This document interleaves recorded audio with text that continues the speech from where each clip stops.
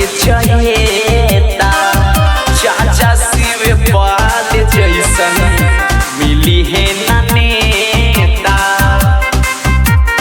ये चाची भैया अखिलेश हवे युवा के चहेता चाचा शिवपाल जैसन मिली है ना नेता। हर घर से ही है नारा भाई समाजवादी के शादी करी हो यो नहीं टक्कर में बड़का भाई समाजवादी के शादी करी हो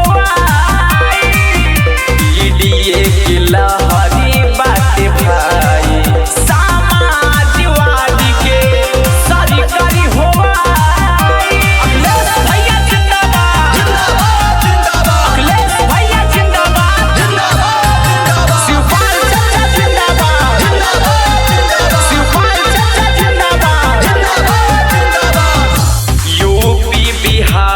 सगरों ये बाला हरिया इंडिया का जीती कहे सूरज सवारिया।